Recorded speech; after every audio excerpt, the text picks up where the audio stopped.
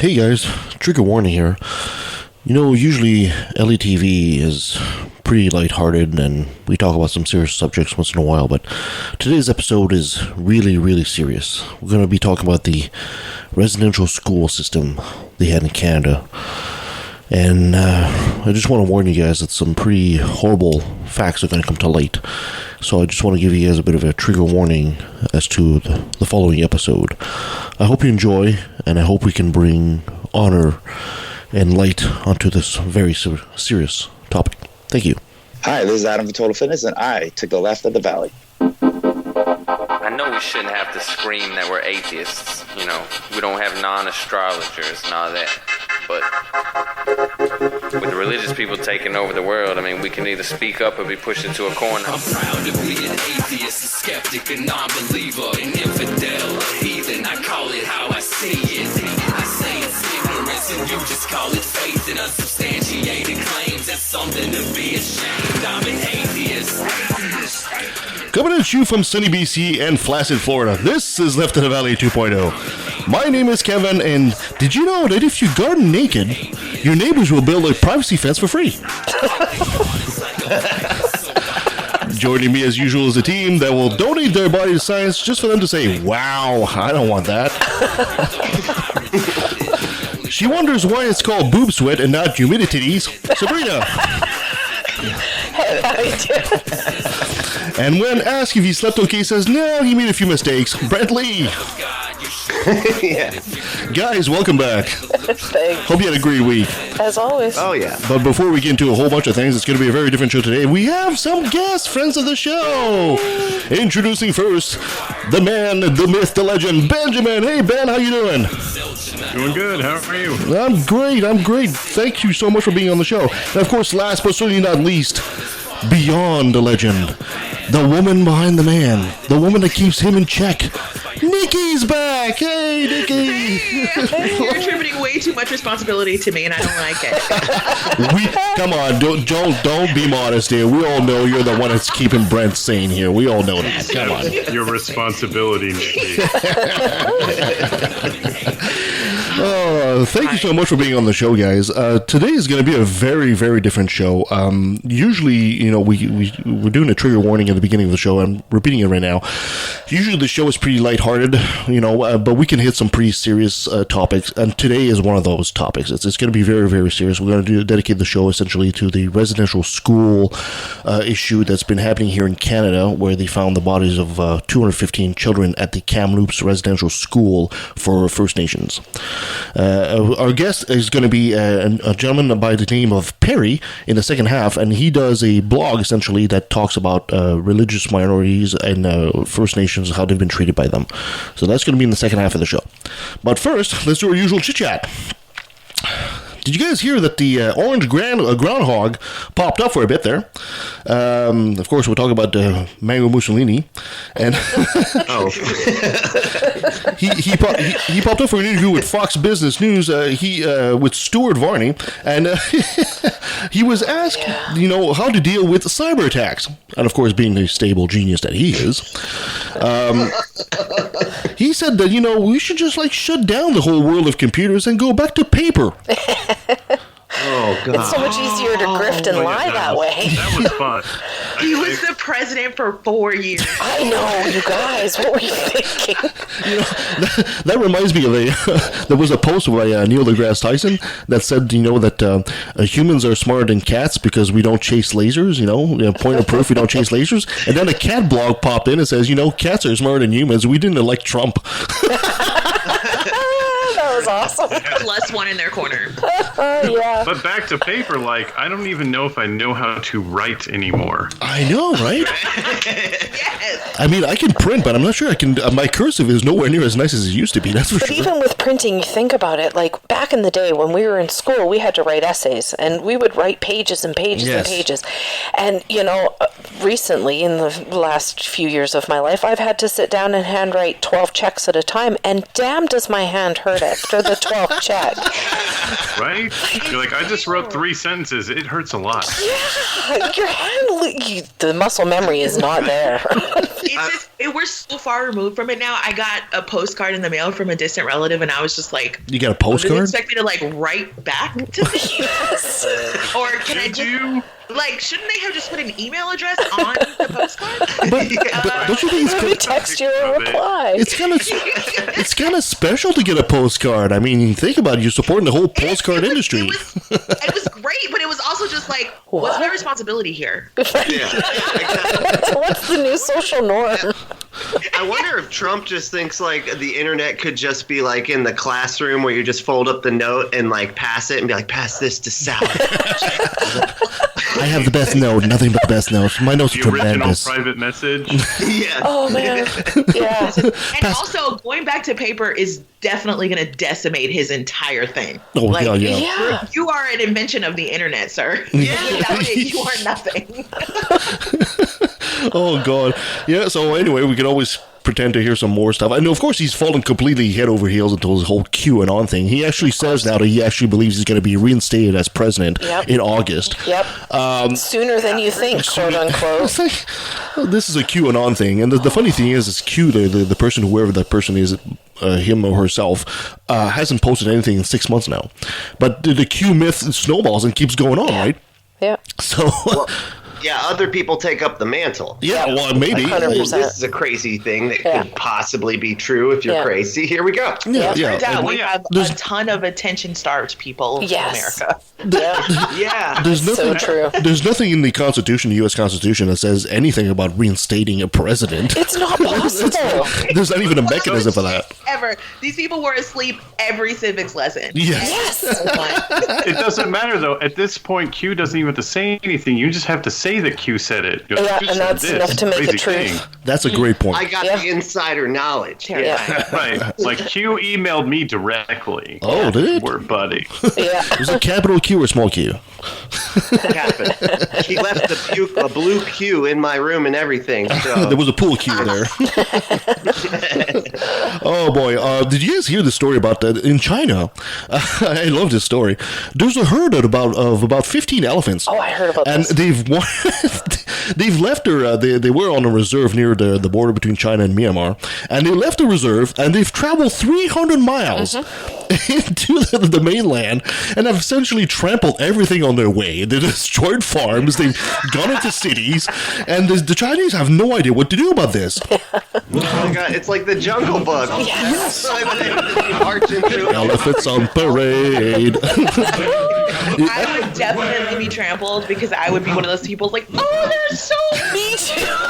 I want to pet it. Like being trampled. Right, you're cool. You got to see some cute elephants, though. Yeah.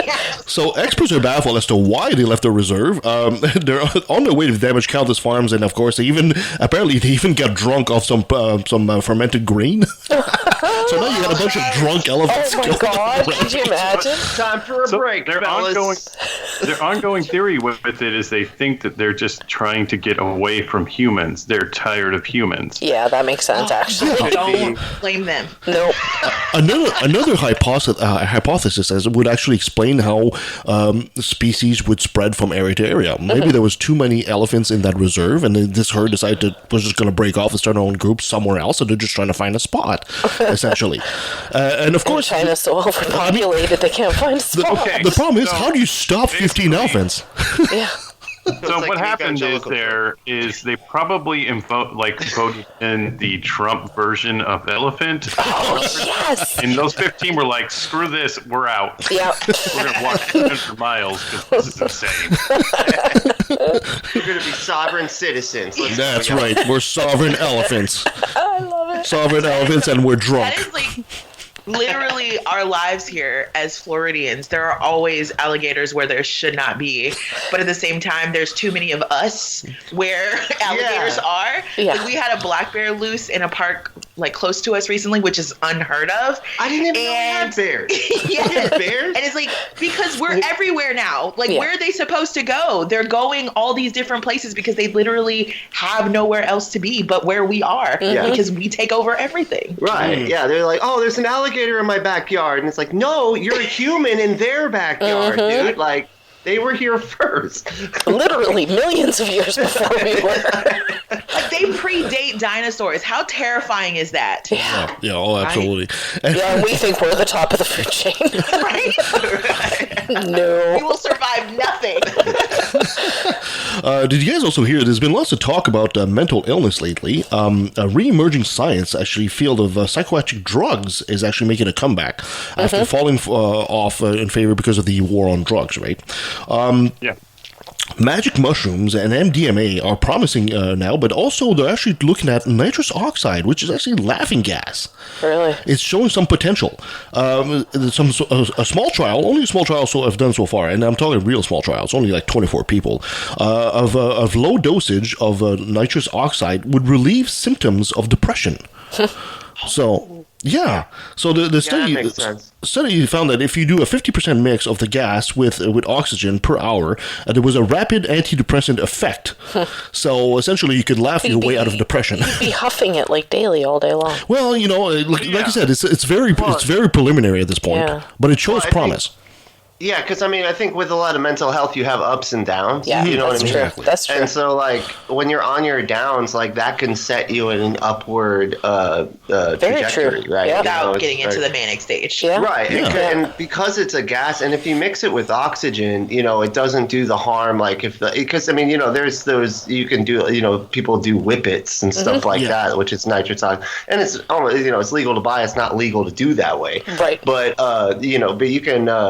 I could see how that mixed with oxygen wouldn't have any negative effects, and would also set you kind of on that like upward trajectory of like happiness, because it does. It just kind of makes you feel, you know, relaxed. It reminds me of Like your dentist. microdosing. Yeah, I was just going to say that's exactly what psilocybin is about. Microdosing with the magic mushroom. Yeah. Like, But psilocybin can go either way. I'm just saying. That's true, but if You that's can why have a bad time. in microdosing you don't get high though.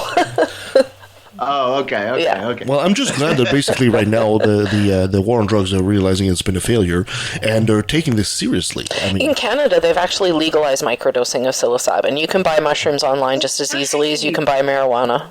oh, I didn't know. But if you can microdose, can't you megadose? Absolutely. People are, I'm sure, abusing it. I'm sure. But a lot of them come in capsules. So it's a true microdose. It's like a very small amount. Like, I couldn't even tell you. You're how much. microdosing, I'm megadosing. Right? I've never megadosed on mushrooms. So.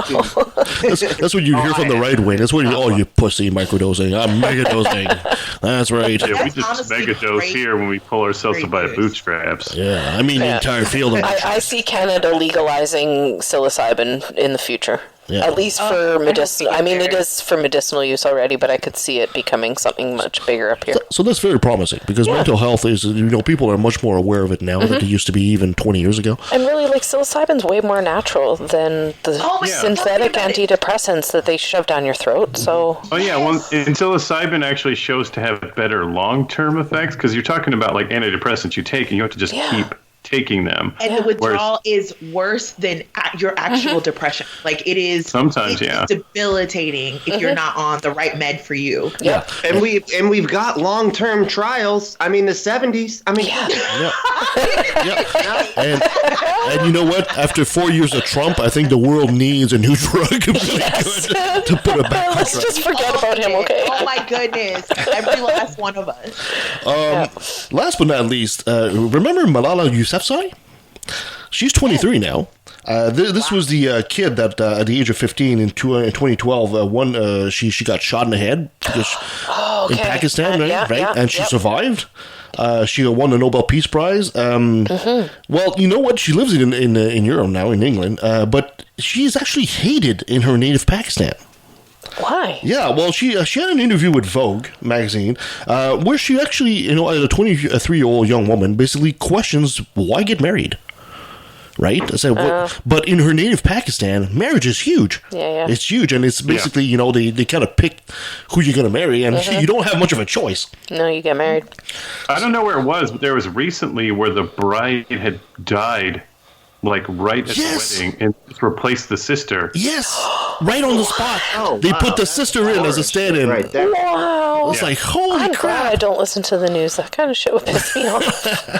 Well, feel bad for the sister. I say, Jesus, all of a What sudden, the fuck? I just came in as a bridesmaid, and all of a sudden I'm the bride. Yeah. Right. So, It feels like marriage is just a completely different purpose. Yeah, it is. It is not about. It's about status. building something that Yes. has nothing to do with the woman who is involved. Yeah, it's in all it. the family shit. it's not about love. It's not about anything like that romantic. It's about, It's a business It's a transaction. business contract. Yeah. Exactly, it's a contract. Exactly, Exactly. So essentially, the Pakistanis are seeing her as a a Western. religious one too. Yes, Yeah. they're seeing her as a Western stooge, essentially. And conservatives, Pakistani conservatives, have been bashing her on Twitter ever since. Even one quoted, quote, insurgents couldn't hit a single perfect target, couldn't kill her.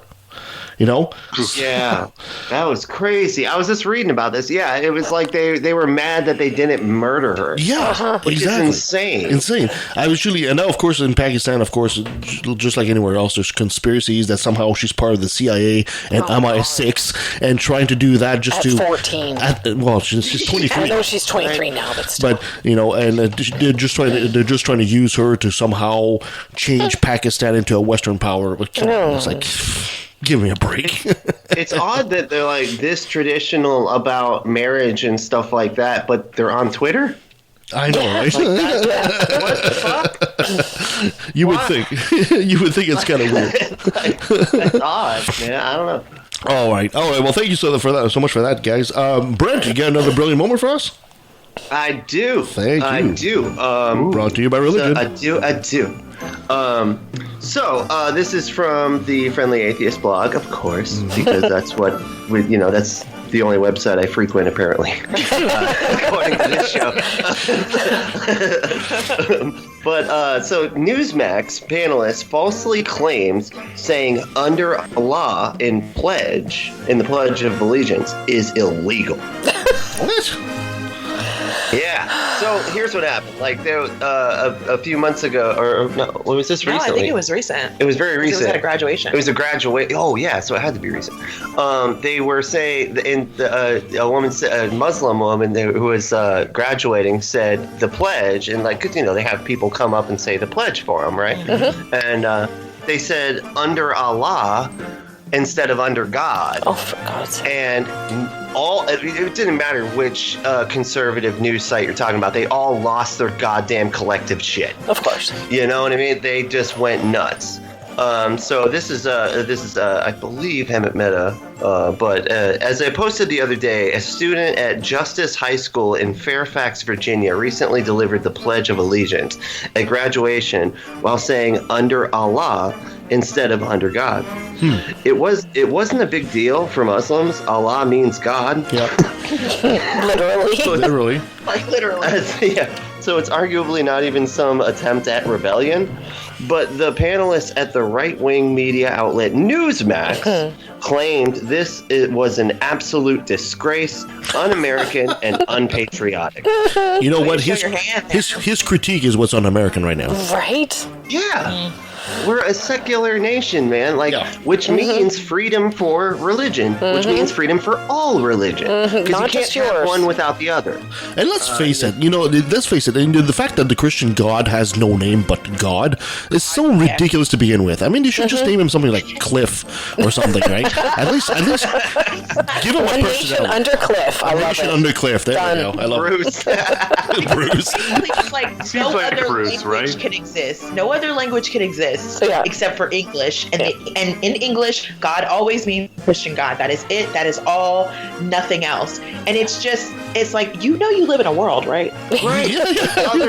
Newsflash. The only reason words have meanings is because we decided they do, and that translates through language to language. Yeah. So they say what they, the way they say it. It's the same word. Yep. You know, but they're just so mad that it's this other word. You know, it's just. And how dare you take something that Christians made for us and make it fit you? That's not what it's meant to be. It's meant to make you feel inferior. Get in line. Yeah. Right. You know, get on point. Yeah. So one of the panelists was a Republican strategist, Mark Vargas, who said the student should serve a year in the military because what the fuck? Oh. People who serve in combat like him supposedly know better. What? Oh yeah, of course. Sure. Wait, so like being What the fuck does the military have to do with what's when you're going in the on? military is going to stop you from saying the word Allah. You're like, wait, now that I understand America better. I think it's like the fact that they're like, but we shoot these people, you know, or like, oh, we're enemies with these folks. They're terrorists. They're bad. Yeah. I don't think that's the case. I don't think They're that's the military. I don't think it's the case. I think it's the case that, you know, when these people have served, they feel they have a greater say than the average citizen. Yeah. I serve in the military, I fought for this Therefore. country, therefore my word speaks higher than yours. I think that's what they have to say here. It's Starship Troopers. You become a sister. Yes, yes, yes. Would you like to know more? It's sad how relevant that movie is getting every year it right? passes. Oh my god, it's terrifying. Freaky. So Vargas was back on the channel on Friday, this past Friday. He went on even further this time, claiming the student broke the law by Broke the law? revising. Yeah, by revising the pledge. That's not true, by the way. He made sure to put that in parentheses. See, this channel, and this is a channel that proposes itself to be a news channel. Yeah. They should be fined. They should be fined for even saying something like that because it's completely it's untrue. And this is the definition of fake news right there. Yeah, but Newsmax wasn't saying it. That particular guy was stating his opinion. Right. Yeah, exactly. Right. That's how they get around it. Yep. They say, oh, no, this isn't news. This is news commentary. Yeah. So, you know. Commentator, it's his particular opinion, so it's cool. We're not stating it's true. That's just his opinion. That's just like when these people that took to Tucker Carlson to court, and the lawyer's defense was essentially no person in their right mind would think Tucker Carlson was actually genuine in what he was saying. That was the defense. That was You know, the defense. that was a Like, defense. You know, it's like what the hell? Nobody in their right mind. And it's like, so everybody that watches Fox News is not in In their right mind, exactly, exactly. I was kind of watching this week. I can't remember which show I was watching. They said, you know, have you ever realized that Fox News, ever since its inception, has never won a news award? And I don't know how true that is, but I would believe it. Could you? Yeah, exactly. That's The how news they're is like interested in. the news is secondary. The opinions are like forefront, and then the news is just like whatever little tidbit we can like pick up to like scare the shit out of these conservatives, and that's it. Exactly. But Like, here's the there was an quote. earthquake in Alaska. Also, I have feelings about these damn liberals. Yes. Well, it's because of the Green New Deal. That's what caused the earthquake, bro. Yeah, that's exactly it. There was an earthquake in Alaska, and we think it's caused by the Green New Deal because these Democrats are pushing it. God is mad at AOC. Cliff is mad at AOC. Sorry, Bruce. No, but I want to say Bruce Lee at that point. He is almost a No, god. Bruce Almighty, if you think about it, Bruce it Almighty. works, actually. There we go. Jim Carrey. Yeah. So here's the quote, real quick. They want to belittle and degrade and mock your service to our country, all because you're trying to defend our Pledge of Allegiance. But yesterday I said it was un-American and unpatriotic. It's also illegal and in violation of federal and state laws. And I'm calling on the state attorney general to look into this. He wants her prosecuted for this. Yeah. And of course, like, he doesn't mention the laws that were broken. Which You know, particular? And she's what? Yeah. Graduating high school or college? High school. So she's yeah. 18 at most. Yeah. Yeah. And you're trying to have her arrested. But she's Muslim. They take no responsibility for what might happen to her at this point, because now you're all over Newsmax Yeah. talking about this child. bringing it up, and then like we see the results of what happens when people get activated by these news stories. Yes. Oh yes. Yeah, and they're gonna be. She's gonna be like harassed, like And for God knows how fucking long. Her life could actually be in insane. danger. Yeah, Her life could actually be in danger. Absolutely. Could be. Especially because she's Muslim, which is just sick. She's already Muslim. Like that's all you have to like this. She's already Muslim. And, like, just by the fact that she's Muslim, she's already at risk, which is also kind of sad. Right here this week in Canada, we had this terrible incident of a family of Muslims. Were they from Pakistan originally? I don't know enough about the story to comment, but they were run down purely because they were Muslim. Yeah. Some asshole in his car. Yes, I saw that. And killed 4 of the members. The youngest child survived. I just have something to say, though. You're telling me that you heard that story in Florida, and it was 4 people who died, but nobody down there knows about the residential schools, and it was 200 children, and that's sick. That's just one school. But anyway, we'll get into that. But the thing is right now, I'm making a prediction. All right, they've arrested the young man. I think he's like 20, who did this, and he's white, right? Yeah, he's white. Course. I'll put $100. I'll put $100 right now that he's one of those kids that listens to Fox News and all that shit. Oh, absolutely. I'll put $100 right now. You don't need to. I don't. It's a losing bet. I won't take that bet. This is making the news right now. This has just happened this week. Yeah. But we'll come back on next episode or something like that when we find out, and I will guarantee I win that bet. And real talk, don't be surprised if we end up seeing some Ben Shapiro, or even some Sam Harris's. Like this, it's a big web that just feeds into each other. Yeah. And it's starting to not matter so much whether you have liberal views or conservative views, but it's more just like, what are you saying about Muslim people, which seems to be something that it doesn't really matter what your views are. Like the Islamophobia is just so rampant throughout so many spaces, and it's just not even questioned. Like I follow this, the atheists and all that stuff on Reddit, and it's amazing to me how the vitriol you get when it's a story talking about bullshit evangelicals do versus bullshit that happens with Islam. Like the vitriol that people have for those stories goes up just crazy high, and there's so much more just like they're just so tribal. They're just this, they're just that. And it's like, okay, but why didn't you have that same energy when we were talking about evangelicals and Catholics and what they do? Like, it's the same shit, y'all. It's exactly the same. Like, I don't, like, we're not tribal. Like, Christianity isn't a tribe. Like, people are separating themselves out left and right. Shit, we're talking about Brent's church, like he used to go to. They just did this mass split based on, some ridiculous inane reading of one thing, and it creates this like, well, I'm on this side and I'm on that side, and then the church splits and all this stuff, and it's just all the egos that go with that and all of that. So it's like this idea that it's not happening is so silly. It's all over the place. It's the religion, y'all. 100%. Yeah, it was Armenianism versus a Calvinism split. That's pretty disgusting. But that's all it took to split families. That's a fight I would have liked to have seen, though. Hopefully, all this bad news though I'm hoping it's starting to wake up people as to the reality. For example, today we talk about the residential schools. Somebody mentioned, this might be for Canada our George Floyd moment, and I'm hoping it is. I'm hoping it really is, because this kind of nonsense, we've lived with this all our lives, and it's way too much already. It's way too much. We've seen way too much misery that we should be able to see, especially in the 21st century. But the thing is, it's already starting to die down.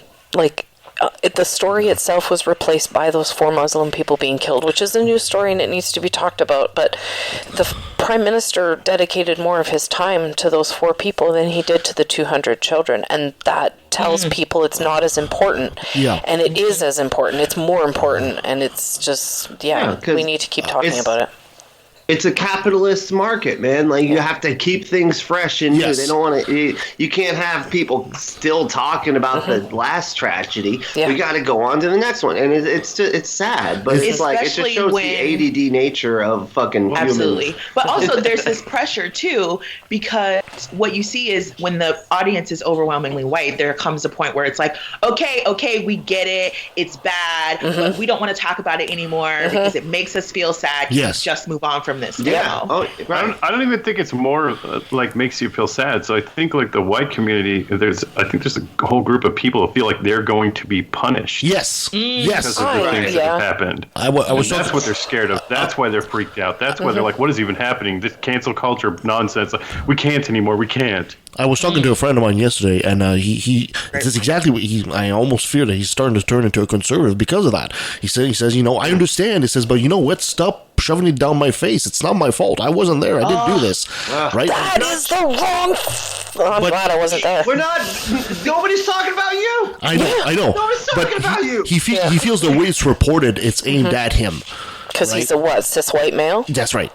Yeah, well. So I understand, but it's trying to make him understand this. No, they just want you to acknowledge it. They don't want you to they don't want Stop you to being fix it. misogynistic. They just want you to acknowledge and help them dismantle the system that made it And if happen. you see bullshit, do something about it. And if you start to like getting mad like that, people are just gonna look at you more, man. Then you actually might get like some pushback on fucking social media and stuff like that because it's showing that you're like, well, hey, what about me over like the actual fucking tragedy? Yep. Like God. I saw a meme that essentially said for people that are religious who believe in original sin certainly weirdly have some sort of problem with critical race theory. Yeah. Yeah. You believe that people should be punished for something that happened then, but when someone's like reparations, they're like, oh, no, that's not me. That was my great-grandfather. Exactly. Nothing to do with Even me. while they're sitting on the benefits of whatever their great grandfather did. Exactly. And that's the problem with talking about reparations. Like everyone thinks it's like we want to go into your bank account and take. And it's like, no, our problem is with the U.S. government. It has nothing to do with you. You can continue to do whatever the hell you've been doing. Like we're talking to our government here with what they owe us. I mean, and the Bible was actually pretty smart in that regard, and it was one of the few things that was like, the children are going to pay for the sins of their forefathers. That if you interpret that in a certain way, it's like, yeah, because they fuck shit up that affects the rest of time. You know what I mean? But whatever. Like, if you want to tax me 1-2% more so people can get reparations, cool. I'm on board. yeah, Me exactly. too. But I think a lot of people are not on board with that. This is what you hear all the time. So why do I have to pay for your health care, especially in the States, right?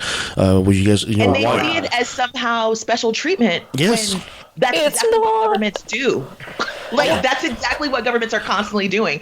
Figuring out who's being harmed and trying to make them whole. That's exactly what we do as a government. We've done that over time. We did that with Japanese Americans here. We do it with farmers constantly. We're trying to do it with black farmers right now and getting tons of pushback. Of course. We literally are trying, this is what did we do after 9/11?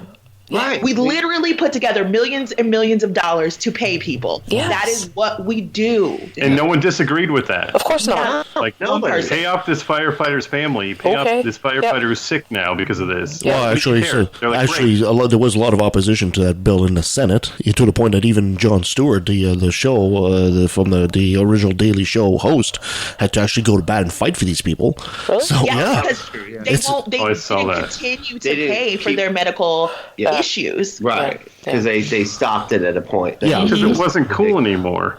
exactly. Yeah. Basically, they got all the capital. The new news came over and took over. Exactly. Like that's Yeah. what happened. When it Like, falls into the past, people have a tendency to quickly put it behind them, and I think the residential school is exactly that. Absolutely. I mean, it's a very recent story. The last one closed in 1996, but it's not something that happened last week. Right? So people think, oh, it's way in the past. It's not that far in the It past. isn't that It's far in the within past, this generation. and they're ignoring the generational trauma that has come from Yes. those people, and Because just you be don't, like, yeah, you don't well, that see, wasn't. Yeah, you don't see the exactly. generational trauma, right? It's They're in our ignoring it. I society. was It's in high there, school but- was 96, Yeah. like that. I graduated in that is '96. not long ago. And No. they don't see the connections to the things that are still happening today. If they ignore it. That, it may have been 100 years ago, but then we talk about what's happening with the Uyghurs in China right now, which is basically the same thing, just in real time. And this whole idea of re-education of minorities never goes away. This idea that they are not a part of the group, and so we have to make them a part of the group forcefully, and that inherently leads to abuse. And it's here. It's happening now. It's not just something that happened in the past.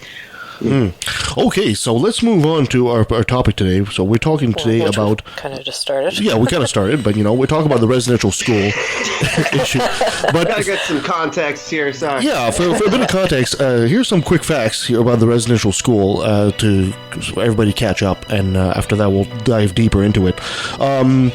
This is a school system that was basically approached by the government imposed essentially on First Nation children as early as Canada was formed, and even before. So these Indigenous children were actually forcefully taken by the RCMP. So what they did at the time is the RCMP would come to your village. This was in the 60s. And it's just from the beginning. They would take the kids and say, we're taking the kids and we're putting them in the school. And you had no say whether or not yes or no. It was just done, right? 150,000 children were taken, and there was about 130 schools across Canada. About 80 of them operating at the same time. So they weren't always operating at the same time. 90 to 100% of these kids, 90 to 100% of these kids suffered severe physical, emotional, and sexual abuse. 40 to 60% of these, there was a 40 to 60% mortality rate in these schools. And these schools, like I said, date back to the 1870s, so about as old as the country is itself. The last school closed in 1996, as we said. That was the Gordon Residential School in Saskatchewan. It's estimated up to 6,000 kids have died in these schools. Recently, they found ground-penetrating radar in Kamloops here in BC. We're about 2 hours away from where we are. They found the bodies of 215 of these kids, although only 50 were actually said to have died at that school, according to the records, which are often incomplete. These schools were funded by the government and run by the churches up to the late 60s, early 70s. So do you think those were like the students that were able to justify? Yes. Because there was things like, being in, back then, there was things like tuberculosis, and so those things would happen, and then the children would die from it, but more than needed to die. Yeah. Because they had incomplete care, and... Right. Yeah. These kids were often malnourished and really badly treated. Now we got 2 weeks to do this, and you said you've got... I have a list of stories, I guess you want to say. Okay. Yeah.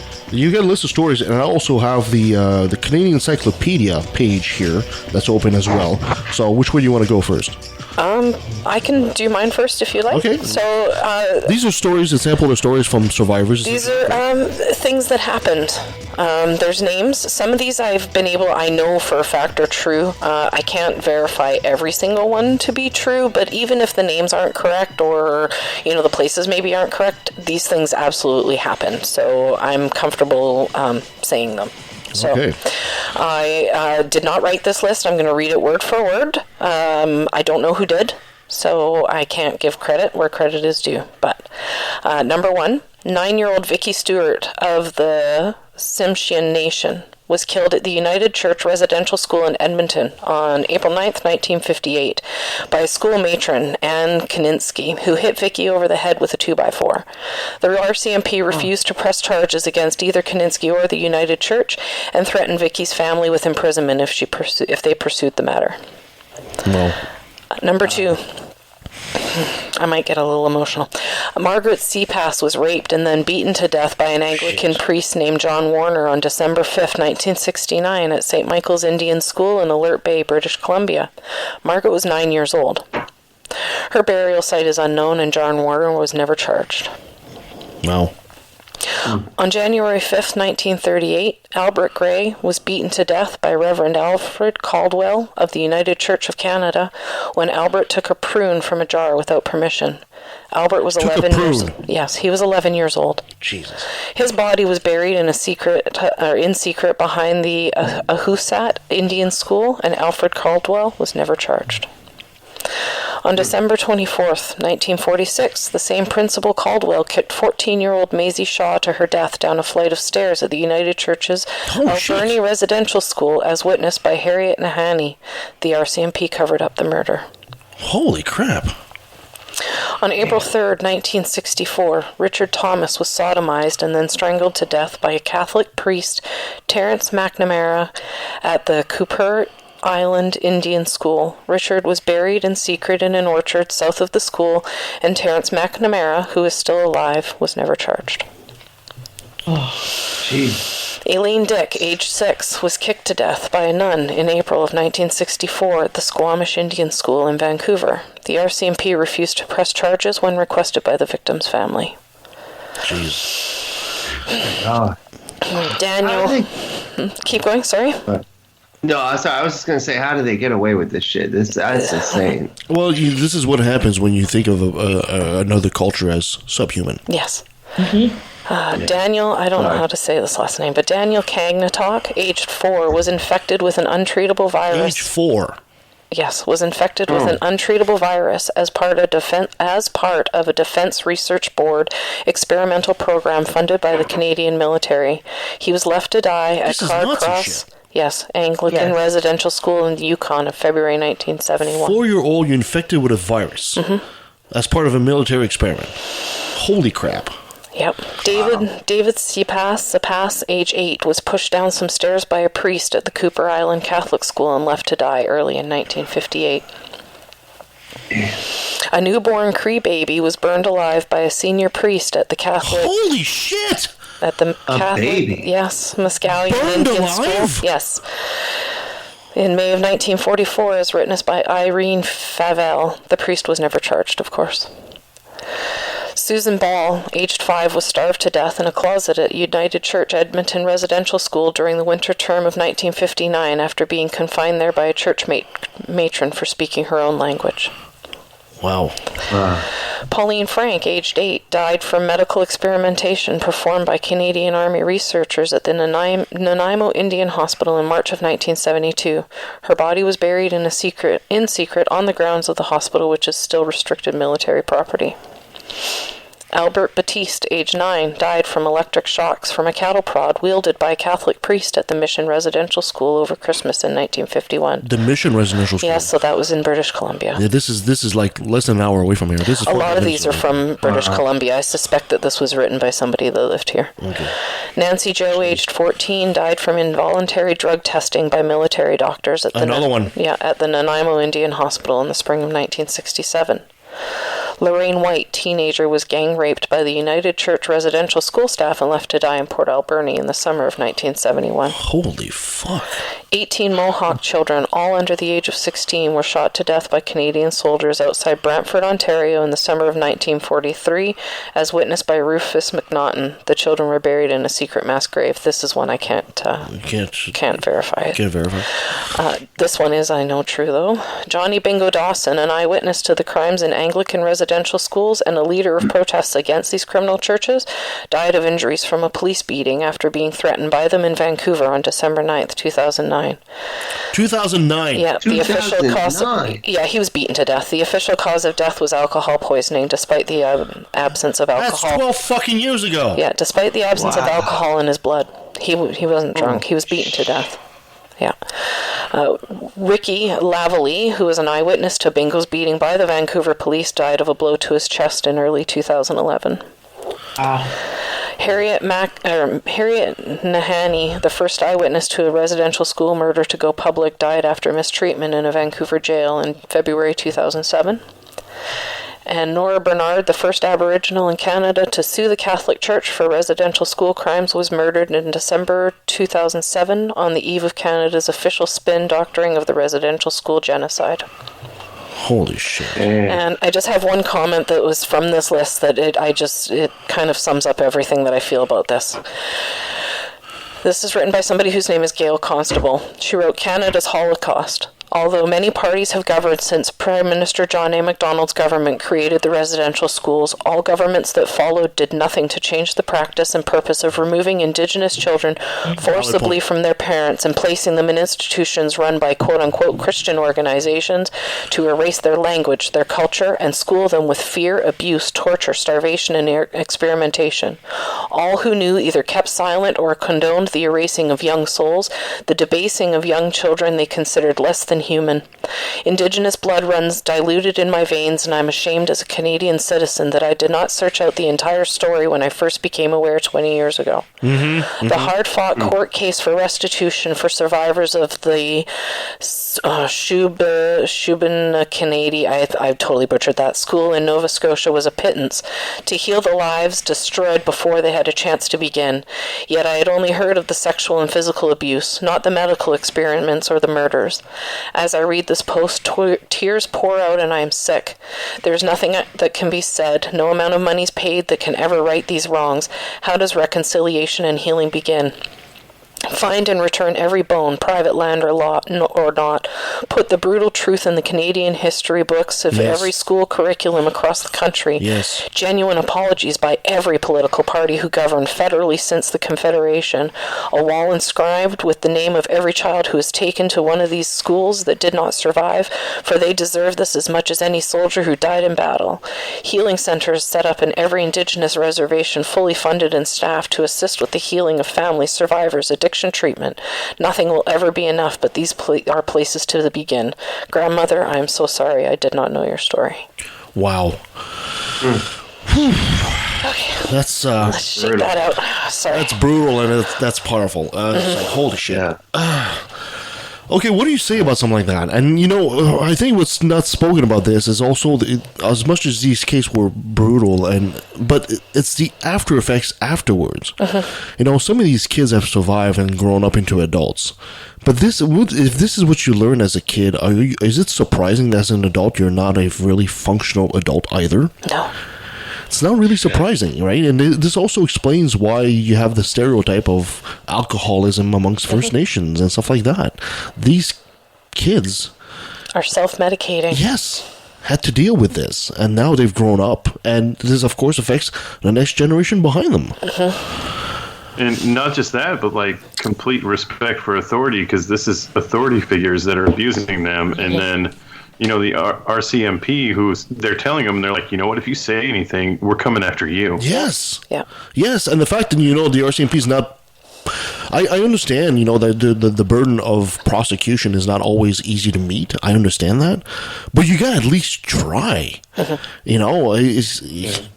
not even try to press charges against some of these people is just amazing. Amazing. I mean, this is brutal.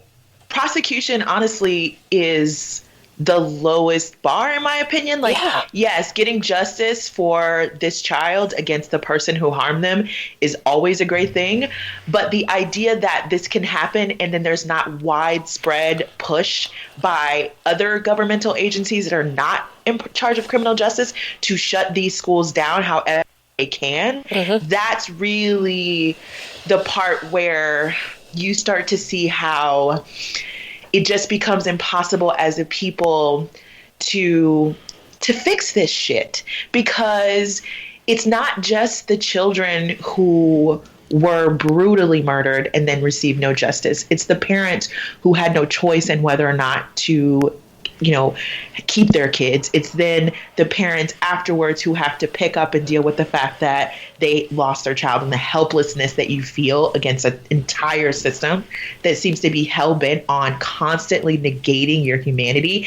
And it is exhausting. It is a whole job to constantly have to assert your humanity against a system. Yes. It is. It's impossible for any single human to do.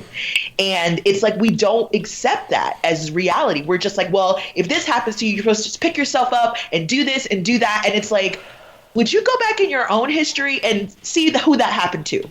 Who went through something as horrible as this and actually was able to live a wonderfully, amazing life. And like, it's rare. It's fucking rare. This is why trauma is important. Mm-hmm. Not even having like a good life after that, but to fight back against this fucking terrible machine at that point. Like, how do you have the energy? Like, you're just trying to make your life livable. Yes. Yes, and I hate to say it, but the silence of the victims speaks highly of the dignity they have as well. Even today, because some people like ourselves right here, we're getting angry at this, but a First Nations person would look at you and say, don't bother getting angry at this, just fix the problem, don't it's pointless to topple statues or take these people to court. Just make sure to fix the problem so this doesn't happen again to future generations. And I think that's a very powerful message as well. And all I can do is this lone person who has really no powers to just keep bringing my voice to it and bringing other people's voice to it and keep talking about it and not stop talking. And I'm calling it out. If I see racism, you best believe I'm going to be calling you out, no matter how many 30-day Facebook bans I get. I've just got to learn how to do it in such a way that I don't get busted.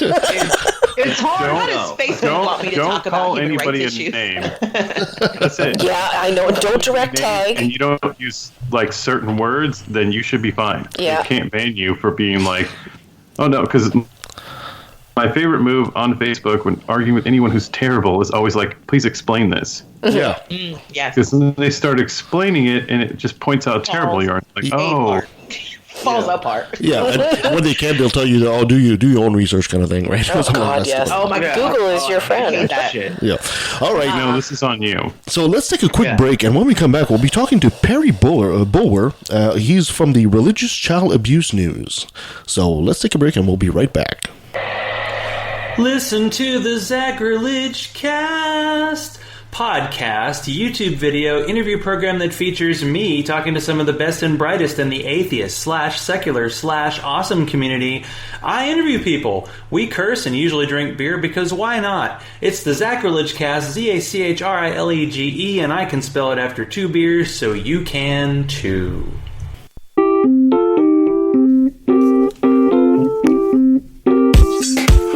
My name is Michael Wiseman, and I am the host of a show called The Bible Says What. Every week, I talk to a pastor, podcaster, or author that willingly and wholeheartedly worships a documented child killer. Using their own holy book, I challenge the deeply held beliefs of religious leaders around the world. Head on over to theBibleSaysWhat.com to check out the show, the book, and the I Am Firebrand shop.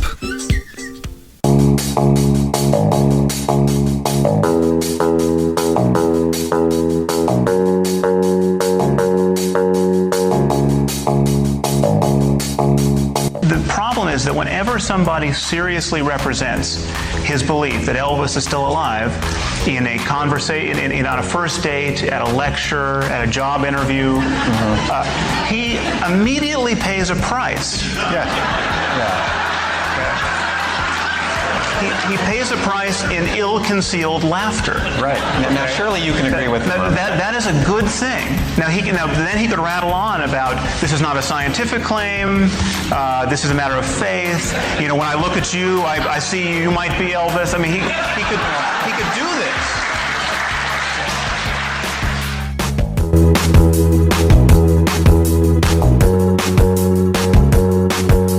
All right, our next guest is a gentleman by the name of Perry Bulwer, and he writes Religious Child Abuse News.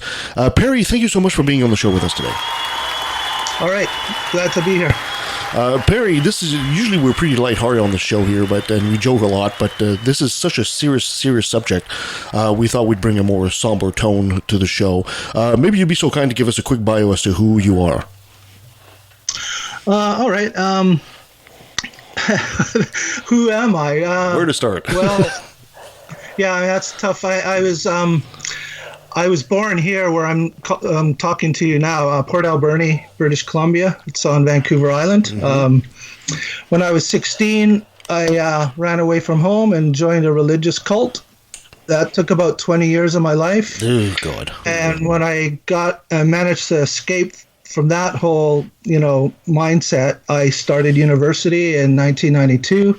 And that's kind of how I reclaimed my life, got my life back through education, rejected religion through that process. It was education that I really needed from the beginning that would have prevented me from falling into that trap in the first place. But it was education that got me out of it. Mm-hmm.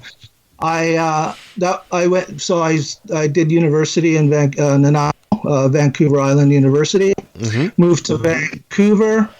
I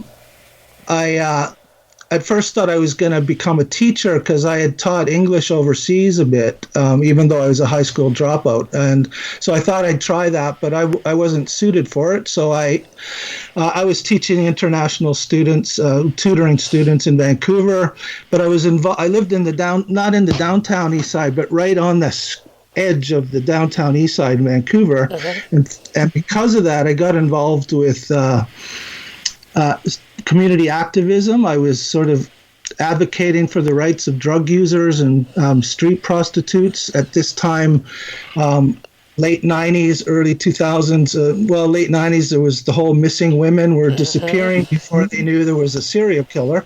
Although I have to say, the community activists I worked with, we all basically knew there was a serial killer at work, and the police initially refused to accept that. And of course, as the story unfolded, we all know what happened. But it was through that activism that I actually went to law school. So I went to that because I was really interested in all the legal issues that were going on, and I started UBC Law School in 1999. And while I was in law school, I started getting involved with the Pivot Legal Society. They had just formed. I attended some of their first meetings before they were even formalized as a society. And through that, and through my law school courses, I wrote some of the legal arguments that were used in the fight to get Insight set up. So, wonderful. North America's first safe injection clinic. Yeah, for American listeners that don't know, Insight is one of those free injection clinics where you can actually go and get your drugs, and you can safely... You don't get your drugs, you bring your drugs, but you can safely inject them there, and it's supervised. It's by medical personnel as well. And there's harm reduction available. Yeah. It's a harm reduction strategy. They'll offer detox services and... Yeah. They've saved literally thousands of lives by having medical professionals on site to prevent overdoses, right? So when an overdose happens in the clinic, they're saved, and they've never lost a single life in the clinic. Amazing. That was my legal education, sort of. And you happen to actually live right across one of those residential schools in Port Alberni. And as a kid, that was actually part of your history. You didn't go there yourself, but your siblings kind of did. Right. Yeah. And which is one reason why, when I was in law school, I specialized in Indigenous law, because I wanted to really understand even further. But as a kid, I didn't. I knew the school was there, and I seem to recall, even as a kid, seeing this really ominous red brick building, but it was on an Indian reserve, and it was off, sort of hidden from sight, so you could drive by the nearest road, the highway, and never even know it was there.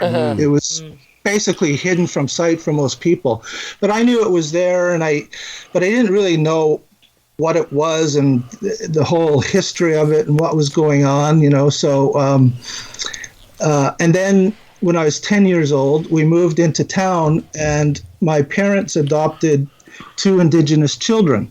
They were babies. And I didn't know it then, of course, but that was part of what's now referred to as the 60s scoop, which is basically the government apprehending children from Indigenous families and communities, putting them into foster care and adopting them out to mostly white families. And this, although it's referred to the 60s scoop, that policy had been going on for years and years in along with the residential school system. So that process of seizing children and putting them into foster care and adoption was just part of the whole residential school system. Forcibly taking those kids away from their parents and putting them into white families.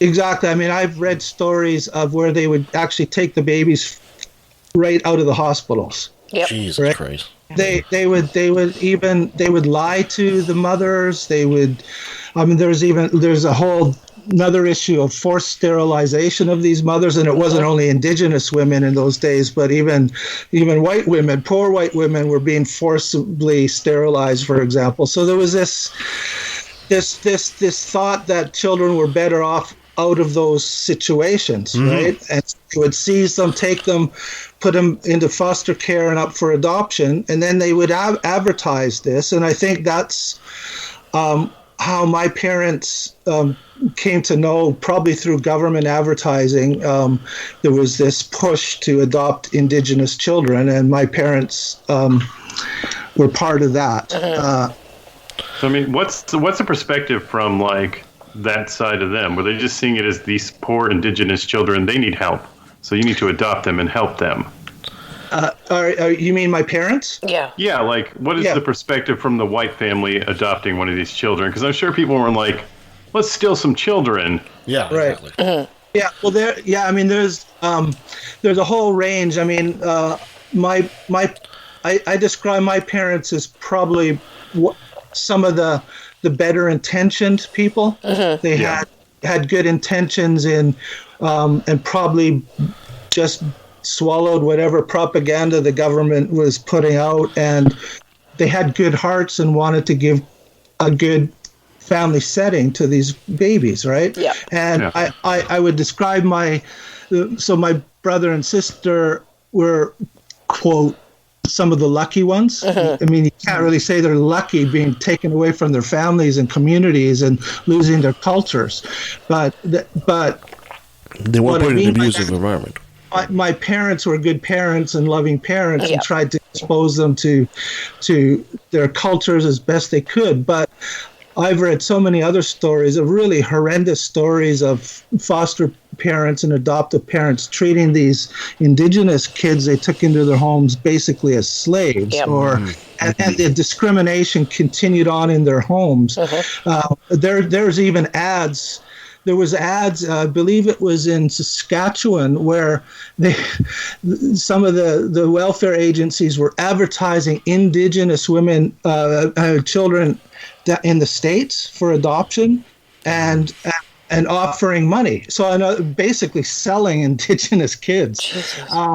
So my sense from having read a lot of the different testimonies and stories is that the majority of the kids who were taken away from their families and communities really suffered, and that it's a very minority group of people like my brother and sister who landed in sort of good families. I mean, obviously they're not the only ones, but I believe the majority were really continued to be mistreated, have been way better off remaining with their mothers and families and communities. You know, they say the way to hell is paved with good intentions. And I think one of the things that angers me the most about this entire story is, on paper, this almost makes sense. You know, you're coming in with a population of Indigenous people that don't speak. You're colonizing, right? I'm looking from the colony's point of view here, and you got a different economy, a different set of life. You're trying to educate the generation to come in so you can interact better with them. On paper, that makes complete sense, but it's the fact that how the people like the church came in and just abused what could have been almost a successful program, almost, right? If I should be run properly. Maybe. Because at first, even the Indigenous leaders were actually for this, because they thought, we're going to learn the white man's ways and we can interact better with them. So at first. Free education, right? Exactly. And it sounds great at first, but then the church comes in and basically kicks the shit out of these kids and destroys their culture. And this is what angers me the most about this, is this could have been something successful, actually. Look, if it was done to the white man, do you think that we would be sweeping it under the rug? No, I agree. That's my issue with this, is like, it's hard to take the colonialism perspective because that perspective is built on white being supreme and everything else being beneath it. So any sort of engagement of we're going to offer you this is tainted because it doesn't come with just we want to teach you whatever. Exactly. It comes with we want to teach you forever and teach you whatever and also put you in your necessary place within the colonial system, which is consistently below us. Yeah, because they saw it. They saw their system as being superior. Yeah, and from the perspective of a person from the 17th or 18th or 19th century, that could actually make sense because they didn't see the value, the intrinsic value that First Nations had to offer of their knowledge of the land. They didn't see that. They just saw that we have medicine they don't have, we have better weapons that they don't have. Our society is just simply superior to theirs. So we're going to squash theirs. But no one ever stopped to ask themselves, well, how are we defining superior? Yes, exactly. Exactly. Right. Exactly. Everybody's going to think they're superior to anybody else if they're in some particular group and there's another group that's different. Not necessarily. You see, First Nations people didn't have that assumption. The assumption was we're all here to live on this land. Let's figure it out together. There doesn't have to necessarily be a supremacy at all. Yeah. But I just mean like you're just going to understand your perspective more than you're going to understand another group's perspective. Absolutely. But you also have to question what is your perspective, right? Like, what am I bringing to the table that's underneath all of this? And when we talk about religion, it's actually not at all surprising that religion was such a big part of this because when we look at colonialism, when we look at, how it spread, having the Catholic Church have a rubber stamp on that was really important. Yeah. Like they were doing God's work. Right. And that's what gives them the drive. But it's like there's also we could just all function on the same land together while still having our separate cultures. Like or we could just let them have their land. Yes. Yeah. And not we could shit at all. If you want to give them schools, you build schools, you train their people as teachers, you let them do it. Yeah. So if they've consented. If they've consented to that. With consent. You say, hey, can we build this school? Can we help you out? Yeah, and one thing that's important to remember, you're sort of, on the edges of this, but it's the combination of the government and the churches trying to present a better life to these kids is really not what was going on. Exactly. It was more, it was assimilation and genocide. They were really trying to wipe out their cultural identities and connections of these people. So once they got the kids into these residential schools, the inequality right from the beginning was obvious. There was no equality with a school for white kids, for example. It was completely different. And so the churches operated them, but the government funded them. So the government never gets a free pass in any of this because one thing that's I just recently discovered through all of this news coming out was that in 1907, Canada's first medical health officer. So the medical health officer for the federal government, for all of Canada, that was assigned to look into these schools because they had been set up in the late 1800s, right? So already, right from the beginning, kids were dying in really huge numbers. Yep. And so the government gets their chief medical officer into these schools to start investigating, looking what's going at the problem. And he studied it for 15 years and sent report after report basically saying that these schools, he was what a top Indigenous leader here is called a whistleblower, the first whistleblower of the residential school system. And he exposed this inequality that was manifest basically through lack of funding. So the government wouldn't give sufficient funding to these schools, so they cut corners by, so there's lack of food, lack of space. He documents this whole range of problems in these schools, and he basically tells the government these are just death camps. You couldn't design a better a better system for purposely killing children. He documented on average each residential school in a 15-year period that he studied, 25% of every indigenous kid in a school died.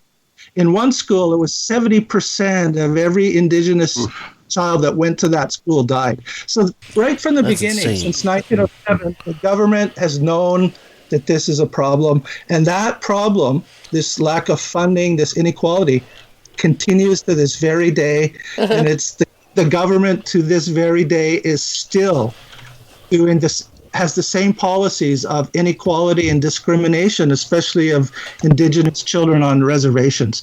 So, like you, Kevin, I'm like furious. I talk about this stuff, my blood is boiling. It's absolutely maddening. So governments like to claim ignorance. They're like, we didn't know this was happening. So you're stating that as early as 1907, they knew. There's no way they can claim. Yeah, I read something similar where the guy was like, there's all these children and they're sick with tuberculosis, but there isn't enough beds in the medical ward for them, so they're actually just living out their illnesses in the dorms. And I don't know what consumption is, but that's another one. We're in 2021. Okay, it's 2021 right now as we speak, and right now there are some reservations out there without running water. Without running water, you know. So it's 2021, so there is no excuse for this. There is absolutely no excuse for this. There was a meme that I saw that is so accurate, and it's like, clean running water says a lot more than a flag at half-mast. Exactly. Just to give you an idea here, I'm going to read a little bit of a Canadian encyclopedia about residential school. This is the life as residential school for the pupils. Until the late 1950s, residential schools opened on a half-day system, with students spent half day in the classroom and the other half at work. The theory behind this was that students would learn skills that would allow them to earn a living as adults.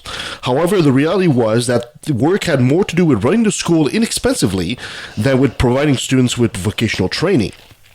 Tasks were separated by gender. Girls were responsible for housekeeping, cooking, cleaning, laundry, sewing, while boys were involved in carpentry, construction, general maintenance, and agricultural labor.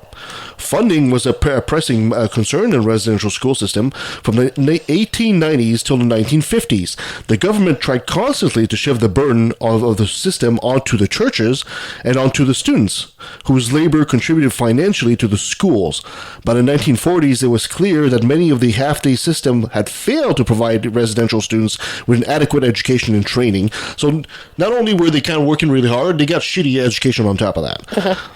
However, the half-day system was not eliminated until the late 1950s, where more funding became available due to a strong economy. I'm going to give you right here a schedule. This is the daily schedule of some of these kids, and this was from one of the schools. So these kids would wake up at 5:30 in the morning. At 6 o'clock, they go to chapel for religious service. From 6:30 to 7:15, there would be bed making, washing, milking cows, I'm assuming, and pumping. I'm not sure what pumping is. Water, probably. Yeah, probably water. Yeah, you're probably right. From 7:15 to 7:30, it'd be an inspection of pupils in the schoolrooms to see if they are clean and properly dressed, their condition, health. Note being taken to those requiring attention of clothes to be done by the sister directly after dinner. 7:30, have breakfast. From 8 to 9, they have fatigues, which are essentially chores for small boys. At 8 o'clock, the trade boys go to work. From 9 to 12, school with 15-minute recess, so they have 3 hours of school. From 12 to 12:10, prepare for dinner, lunch. From 12:10 to 12:40, they have lunch. From 12:40 to 2 o'clock, recreation, so they have a little playtime. From 2 to 4, school and trade. From 4:45 to 6, fatigue, more chores, such as milking, carrying coal, ashes, filling tanks, wood boxes, pumping, sewing, sweeping. From 6 to 6:10, prepare for supper. From 6:10 to 6:40, which is dinner or supper. From 6:40 to 8 o'clock, recreation, 8 o'clock, bedtime. This is the daily schedule for these kids. And as early as, essentially like soldiers. As early as what, 4 or 5 years old? Yeah, I believe so. Yeah. And inherent is in that, and we see it a lot here in the way that, young Black children are treated when they are interacting with the government or, police, is that children are not allowed to be children. Like they don't Yes. get to be like you. That is a privilege given to those that we already deem equal. Yeah. But you need to spend literally cradle to grave doing nothing but Work. trying to be seen as equal or whatever. Yep. Because you are already tainted. Yeah. It's just ugh, that You is got to be put to work to be valuable. yes. Yeah. Which is just bullshit. Yeah, you know, as I listened to you guys talk, I reminded of an interview I just heard very recently on the independent news program Democracy Now! Yes. Yes. Oh yeah. And so Amy interviewed Cindy Blackstock, who is a very fierce Indigenous activist for children's rights here in Canada, and it's really worth looking that up. It's just a 10-minute interview, and she encapsulates this whole story really very, very well in terms of what was happening. But in terms of these children in these schools and the substandard education and the sort of child labor and not being able to be children. So I have the transcript of her talk there in front of me, and there's just a note here that it just, I think, illustrates really what their lives were like. These children were dying in these schools. So this health officer who documented all these problems in these schools in 1907, the government shut him down. They censored him. It wasn't until he left government and was able to, he was no longer bound by oaths of secrecy. He wrote a book published in 1922 called a National Crime, and he exposed all this, and it was in the news, but the government tried to bury everything.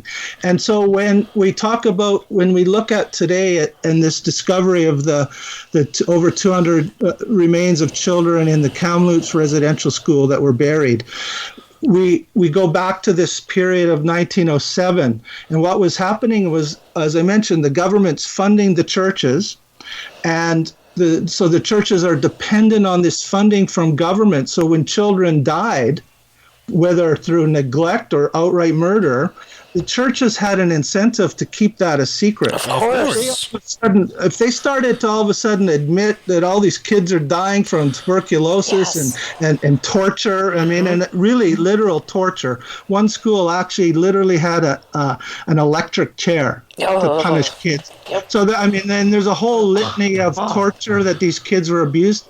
But listen to this is a quote from Cindy Blackstock, who's been for the last 10 years fighting the federal government in court, case after case after case. She's been to court 20 different times fighting the federal government over their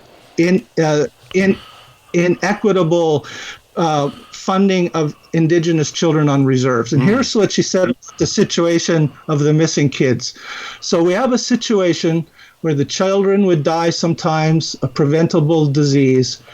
But in the cases of maltreatment and indeed murder, there was a real incentive for those who had done the harm to just bury the kids and not notify anyone. In fact, we have many stories where the other children in the school, if you can imagine, were forced to dig the graves of the children. Oh my God. These various mistreatment. So it's going to be very important to determine the cause of death. And so, and in this interview, she and others have pointed out, there's going to be hundreds, if not thousands, of more of these graves discovered in the coming years. They've already identified another 105, I think it was, in Brandon, Manitoba. Oh, you gotta be kidding. So, were they the only thing in claiming these kids were still alive and still getting the money for these kids too? Yes. I'm assuming. Yeah. Probably. The only thing worse at this point is thinking these kids had to dig their own graves. That's the only thing I can think of worse at this point. It's like, jeez. Digging the grave for your friend who just got brutally murdered. Like, can you imagine? Yeah. That is Witnessing it. The fact that... And story after story of survivors of these schools reporting that they had friends in the schools who were there one day and not there the next, and nobody knew what happened. And often kids were running away, and that they get caught and come back. Some would run away and die in the process of trying to get home.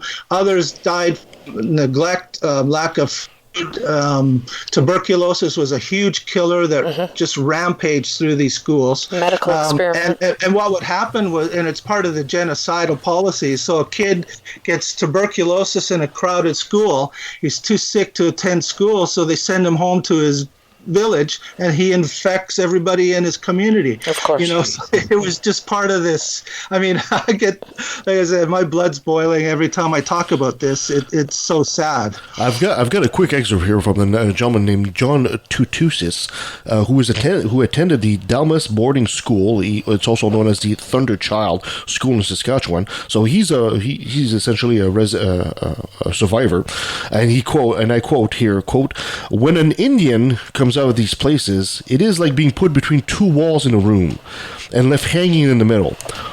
On one side are all the things he learned from his people and their way of life that was being wiped out, and on the other side are the white man's ways he could never fully understand, since he never had the right amount of education and could not be part of it. There he is, hanging in the middle of two cultures, and he is not a white man and he is not an Indian. They washed away practically everything from our minds, all the things an Indian needed to help himself, to think the way a human person should in order to survive." Yeah. Yes, and that's kind of a universal experience of the colonized. That is its purpose, to basically leave you so unmoored that what you can't fight the system. Yeah. You're like, where do I fit in here? Exactly. And that also feeds into the reality of what's referred to as intergenerational trauma. Absolutely. So you have somebody who there's like 3-4 generations of families who have been in the schools, and when you take a child and you rip them from their families, their own families break apart. These children become adults who have no parenting skills themselves and have traumas, and it just goes on from generation to generation.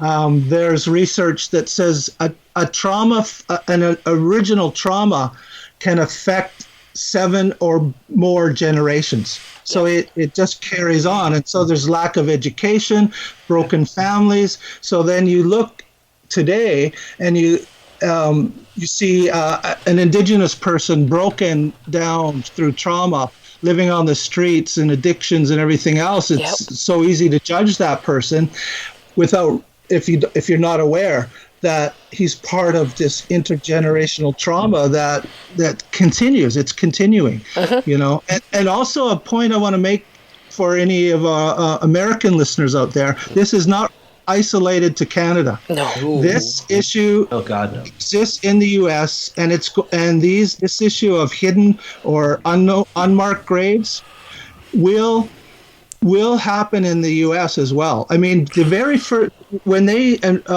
created these residential schools, our first Prime Minister of Canada, he sent an emissary down to, I believe it was Pennsylvania, and he looked at an industrial school there as a model for creating the residential schools here. Really? And so there might be different terminologies and names and this and that, but these same policies and issues exist throughout the U.S. as well. So. So this kind of bombshell that we had here in Canada might happen in the States as well. Yes. The idea of residential stuff schools that's happened in the States here with some of these older schools that handled juvenile schools where they found bodies. Yep. Wow. We have one here in Florida where the victims are still fighting for some kind of reparations. Some sort of something. And he was talking about generational trauma. So if you look at slavery, which ended in 1865, that's 7 generations ago. Right. Yeah. It's still it's very important. Yeah, it's still very important. Wow, this is amazing. And of course, a lot of these kids were abused by simply being neglected. I've got here, simple lack of food. I've got here still from the Canadian Encyclopedia here. Moreover, research by food historian Ian Mosby, published in 2013, revealed that students at some residential schools in the 1940s and 50s were subjected to nutritional experiment without their consent or the consent of their parents. These studies were approved by various federal government departments and conducted by leading nutritional experts at the time. Like things like withholding vitamins on purpose. Yeah, they included restricting some students' access to essential nutrients and dental care in order to assess the effects of improvement made to the diet in other students. A controlled group, essentially. So some kids would get fed okay, but then the rest would be starved. Overall, the experiments do not have to result in any long-term benefits. Nutritional deficiencies overcoming and overcrowding led to regular outbreaks of diseases at the schools. Tuberculosis and influenza were the major killers. But students were also affected by outbreak of smallpox, measles, typhoid, diphtheria, pneumonia, and whooping cough.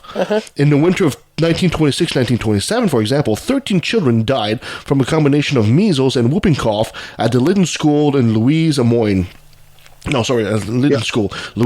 attended the Capel School in Northwest Territories. Remember one year in the early 20th century when tuberculosis was on the rampage. Wow.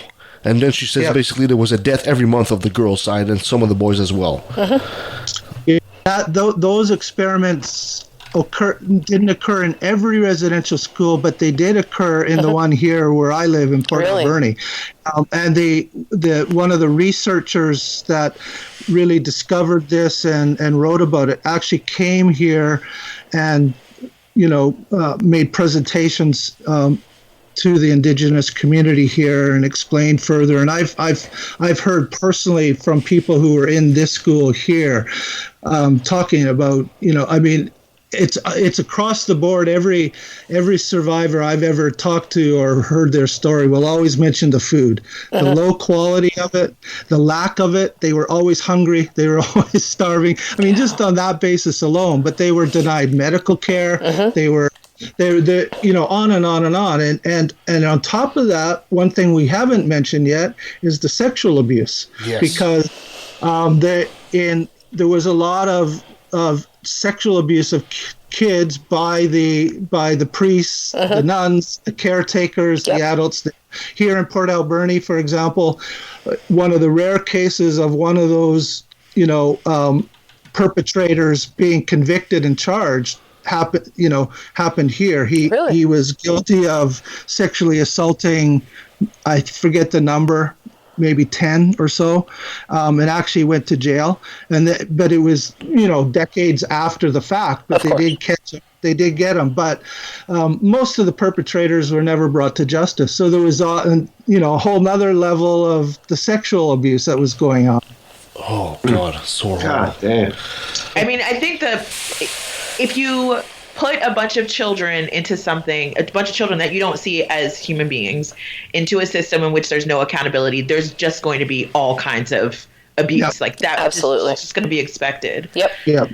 Yeah, they were subhuman. The government, the politicians, the attitude of society in those days, in the late 1800s, early 1900s, they were savages. They were subhuman. They were second-class citizens. They didn't have voting rights. They were, they weren't. And so on that basis, I mean, abusing them and abusing their rights was like just second nature. It was like I mean, and there's still. I still think a lot of people view them like that because I'm still reading from the article here. It says in May of 2021, which of course just last May, the results of the ground survey at the home of the former Kamloops Indian Residential School in Kamloops, BC, uncovered the remains of 215 children buried at the site. The nearby Tk'emlúps and I'm going to massacre this Secwepemc First Nation had hired a team of specialists using ground-penetrating radar to find remains. It's not even the government that found this. No, it's the indigenous that did it out of their own pocket. Yeah. No, and on that point, the Truth and Reconciliation Commission, they issued their final report in 2015, and in their report they had, I think it was just under 100 recommendations, 90-something recommendations of actions, actions for the government and churches to take. And among a subset of those actions related to these unmarked graves and burial sites that the commission recommended the government and churches investigate this further. Nothing was done in 6 years. So now this comes out in the news because the First Nation in Kamloops takes it on themselves to do the work and pay for it and all this. And what does Trudeau, the Prime Minister, come out and with crocodile tears, says, okay, we provide $25 million towards this, discovering more of these hidden graves, right? But what he didn't, that money was already earmarked. It wasn't like new money. Yeah. It was already money promised a couple years ago that was never used.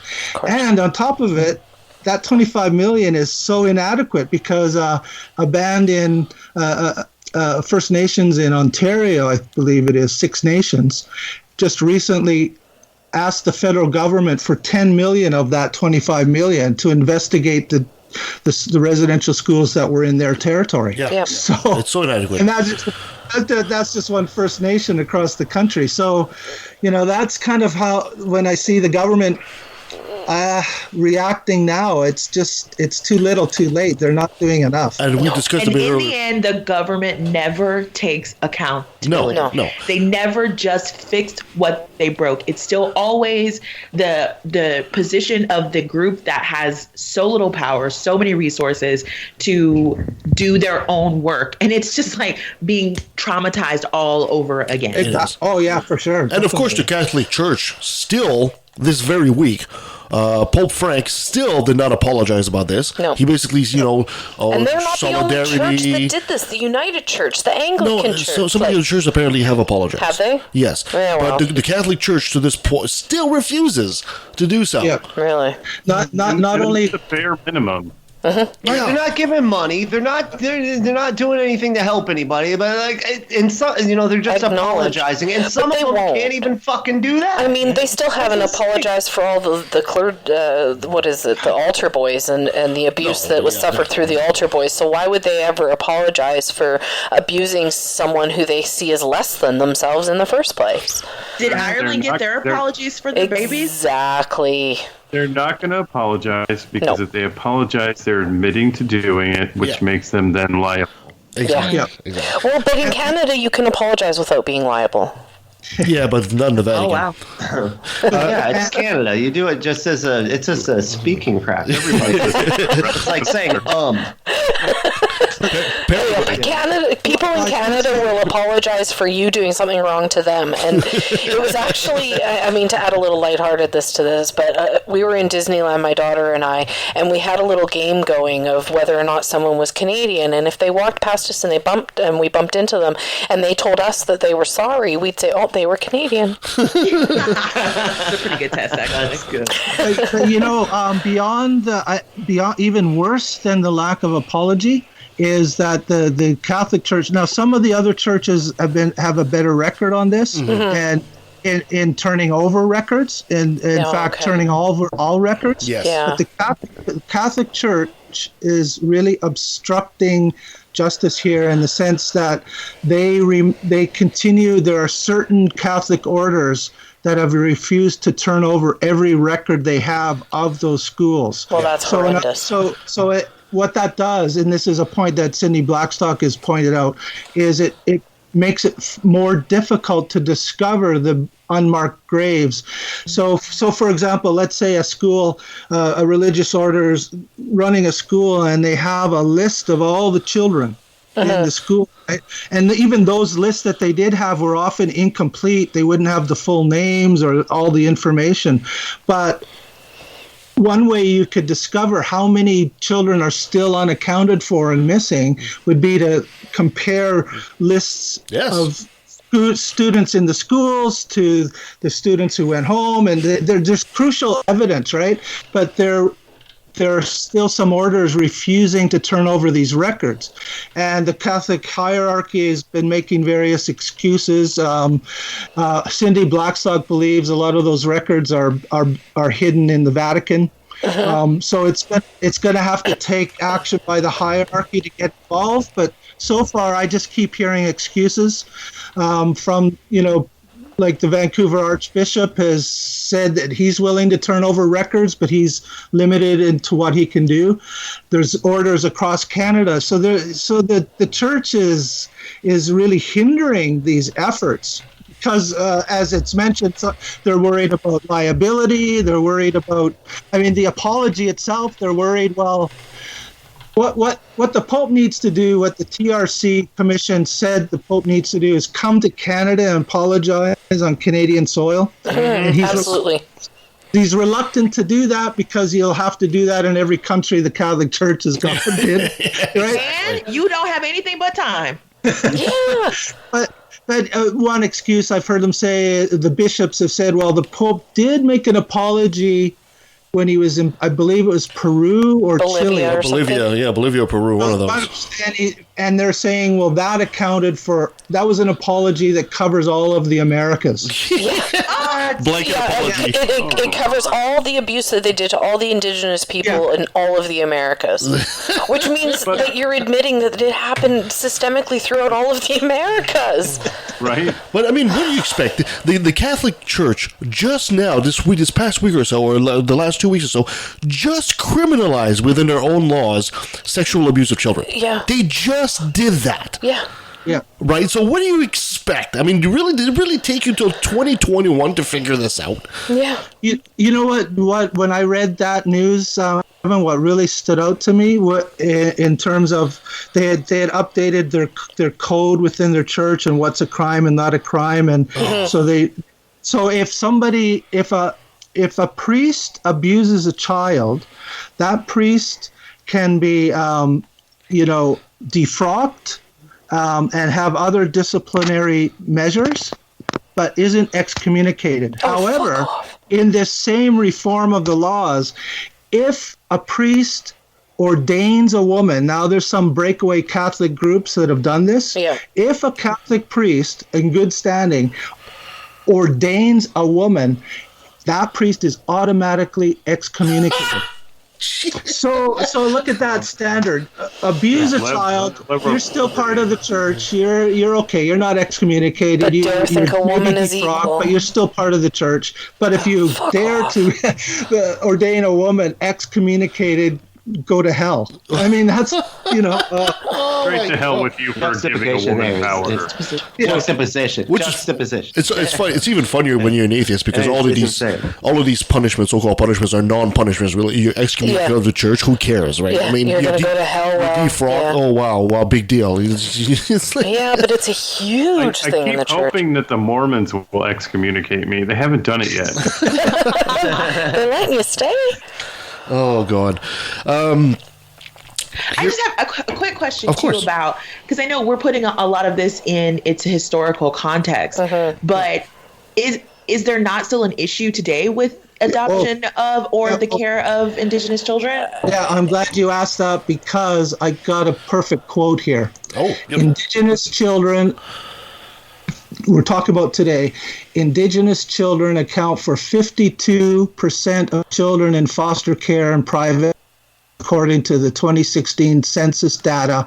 Yet Indigenous children make up only 7% of children in Canada. So 7% of the children are Indigenous, but 52% of children in foster care are Indigenous. It's the numbers are just disproportionate. It is disproportionate. There are more. Yeah, this is the Crown Indigenous Relations Minister Carolyn Bennett, a quote from her. That what I just read. She said there are more kids in care now than there were at the height of residential schools. Wow. And it's unacceptable and harmful. And so on top of that, there's more kids in care. The government gives less federal resources to Indigenous children on reserves today. And is still fighting that in court. Cindy Blackstock has won at the Human Rights Tribunal. She's won court cases. Case after case has proven the government is discriminating to this very day against Indigenous children, doing the very same things that the doctor in 1907 identified.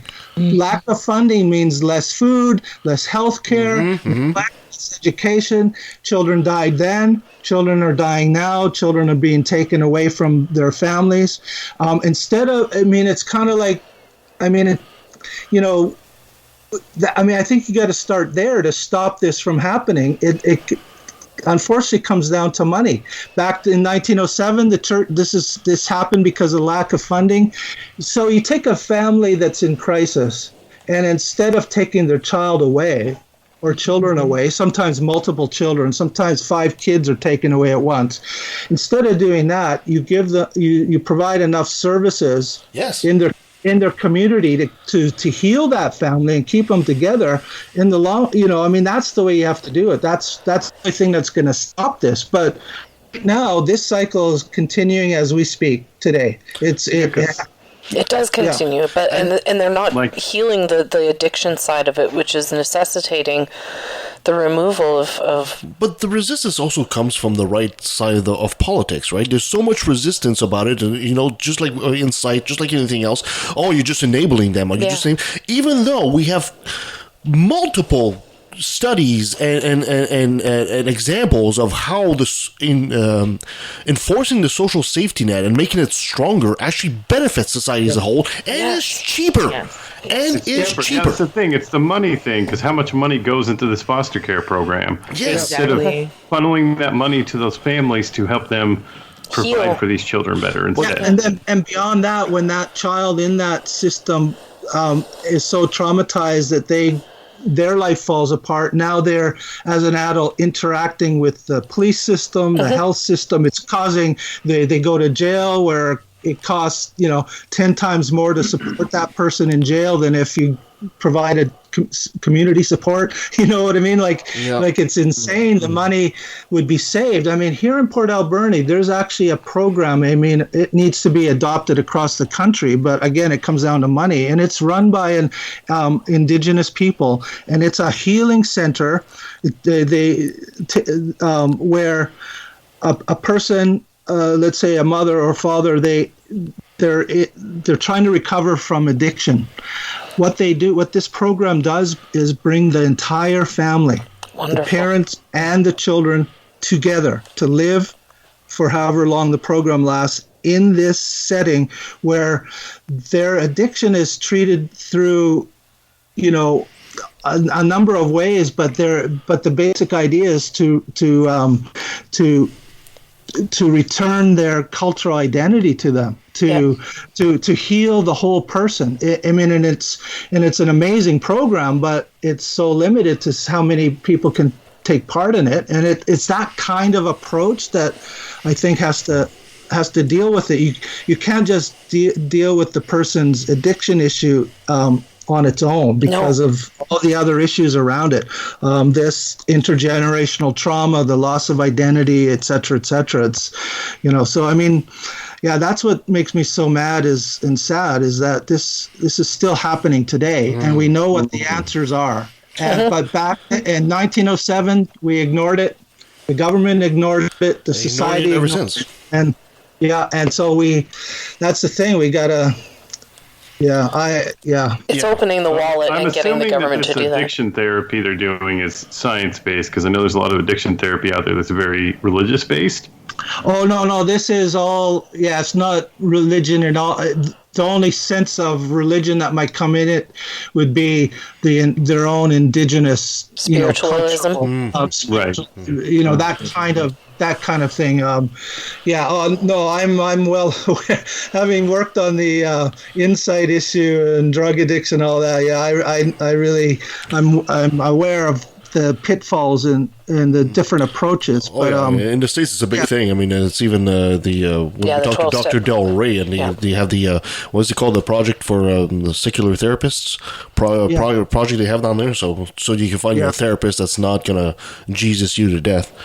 I mean, it's court ordered a lot of times here. Wow, religious. Because AA and things like that, they try to act like it's secular. It's not. It's not secular. It's a second fucking step. We should do a show on that too. Acknowledge a higher as the second. I would never make it past the second it's court step. Ordered in this country.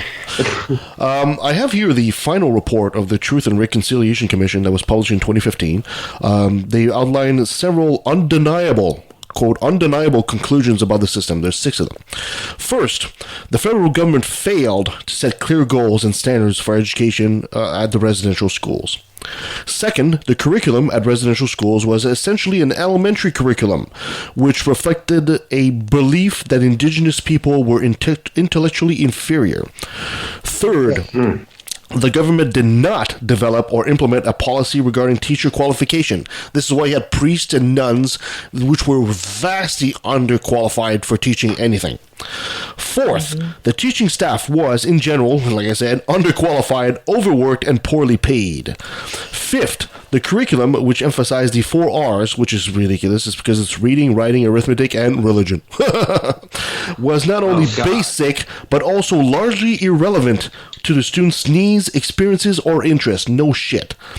Sixth, the students left school without the skills they needed to either succeed in their home communities or in the broader labor market. Moreover, many of them left without completing their education. In short, the education and vocational training provided by residential school was inadequate and amounted to cultural genocide.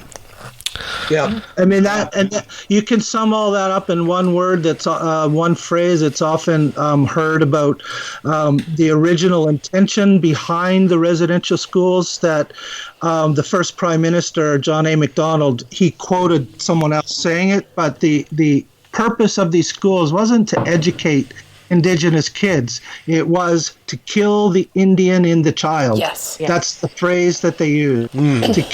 To kill the Indian in the child. It was to wipe out their cultural identity. It wasn't about educating them to be productive citizens. No. We got to just, It was to whitewash them. Yeah.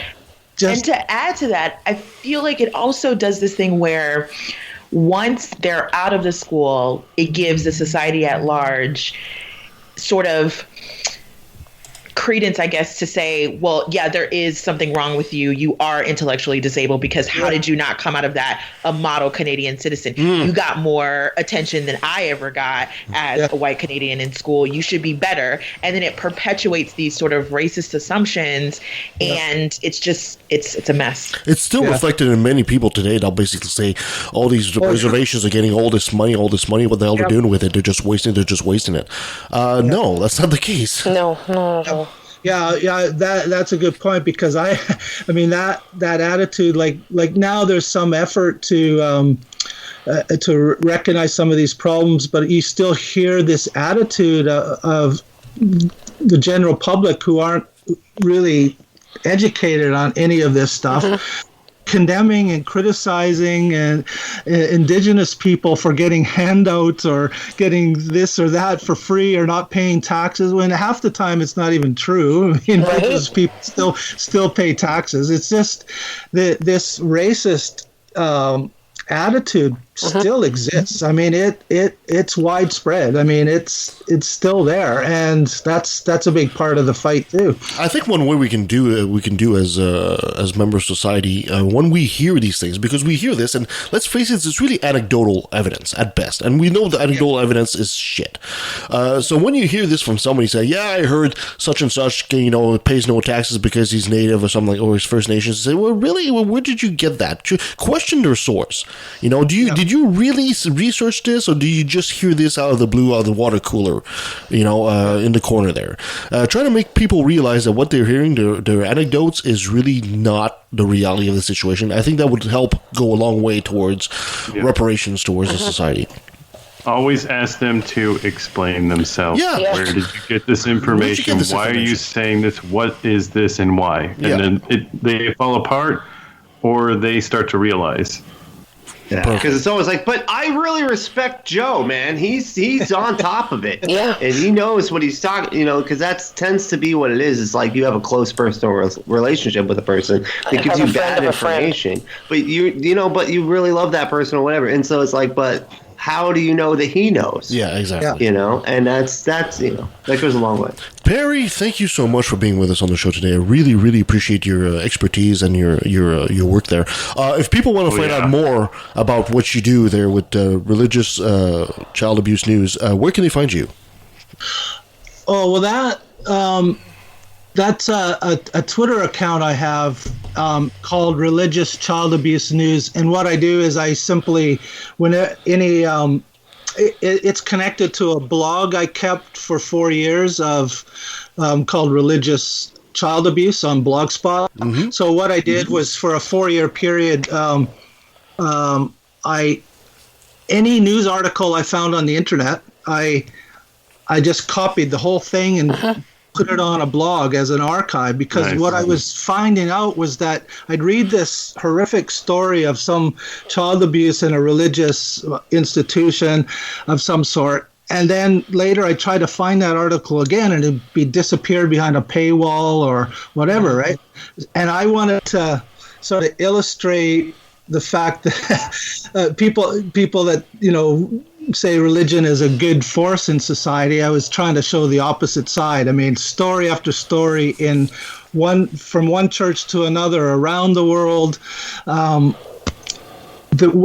instances of child abuse caused by religion. Religion was the factor that drove the child abuse. Mm-hmm. And so I wanted to keep those articles on them, available to the public. So I kept that blog for 4 years, and then after that I added more articles in the comments, and so my Twitter account, Religious Child Abuse News. Now what I do is whenever I see these kind of articles related to child abuse in a religious context, I just tweet them out. Fantastic. So you can. I'm easy to find if you just by my name, Perry Bulwer. Perfect. Yeah. Perfect. Perry, thank you so much for being on the show. But before I let you go, I got to have you say, hi, this is Perry Bulwer, and I took a left at the valley. I'm sorry, say that again? You got to say, hi, this is Perry Bulwer, and I took a left at the valley. Oh, hello, this is Perry Bulwer, and I took a left at the valley. And that was Perry Bulwer of Religious Child Abuse News. My God. Yeah. What a show. I mean, we could probably do my God, we could probably keep on this subject for a long, long time, but I hope we've managed to shed enough light on the tragedy that is this residential school business here in Canada. Canada's shame. Yeah, it is. You guys have any thoughts? I think it's like colonists' shame. I think it's probably more frequent, and like he was saying, all of these areas than in North America, all over Africa. It's so shocking. It's so shocking how close in history this is too. Mm-hmm. Right? We always think of recent. Yeah, it's incredibly recent.